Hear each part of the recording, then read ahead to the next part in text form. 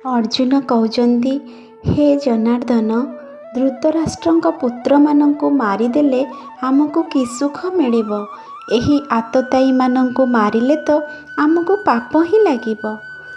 से कृष्णଙ୍କୁ जनार्दन बोली संबोधन करुचंती, कारण जनार्दनर अर्थ हेउची जी कि पालनकर्ता, समस्त दुखी रक्षीଙ୍କୁ जी रक्षा करती, किंतु एठारे से मारिबाकू कहउचंती। सेथिपाई अर्जुन आश्चर्य होई पचारुचंती, धृतराष्ट्रଙ୍କ पुत्रମାନଙ୍କୁ मारिदेले आमको कि सुख मिलिब?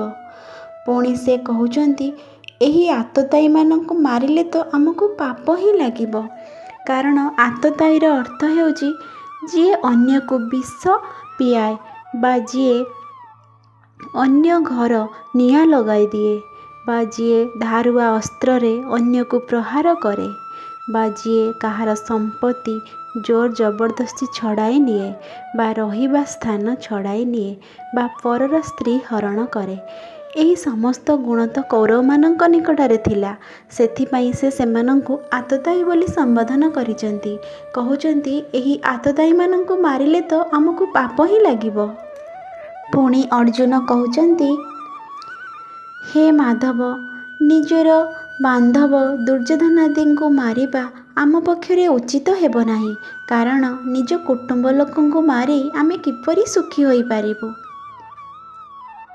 से पुणी कहउचंती, यद्यपि लोभवशत भ्रष्टचित होइथिबा एही लोके कुलक्षय जनित दोष ओ मित्रद्रोह जनित पाप जानी पारु नाहांती, तथापि हे जनार्दन, कुलनाशर उत्पन्न दोषको जानी पारुथिबा आम्भेमाने एपरि पापरु दूरेई जिबाकू विचार न करिबु काहिंकी?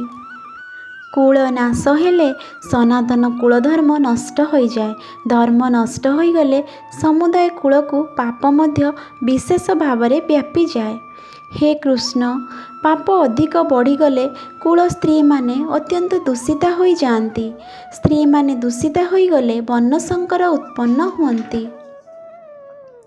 कुल नाशकारी मानंकु तथा कुल को नरक को नहीं जिबा लगी ही वर्णसंकर जात होइथाए। पिंड क्रिया और जलदान क्रिया लुप्त हेबारु पितृलोक माने श्राद्ध और तर्पणरु वंचित होई अधोगति प्राप्त हुअन्ति। एही वर्णसंकर कारक दोष मानंक द्वारा कुल घातक मानंकर सनातन कुलधर्म और जाति धर्म नष्ट हो जाए।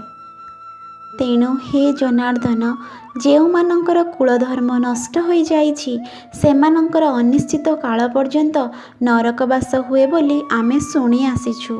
हाय कि दुखर कथा, आम्भे माने बुद्धिमान होई मध्य महापाप करबाकू प्रस्तुत हो जाइछु। राज्य और सुख प्राप्ति लोभरे आमे निजर आत्मीय स्वजन मानंकू मारी देबाकू उद्यत हो जाइछु। जदि मो परी निशस्त्र और प्रतिकार रहित लोकंकु धृतराष्ट्रଙ୍କ शस्त्रधारी पुत्र माने युद्ध रे मारी दियंती, तेबे भी ताहा मो पक्षरे अधिक मंगलकर हेब। अर्जुन एपरी कही बाण सहित धनु त्याग करिदेई रथर पछपटे बसी पड़िले। अर्जुन विषाद जोगर शेष श्लोक।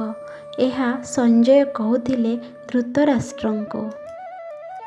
एहार अवशिष्टांश शुणिबा परवर्ती भिडियो रे।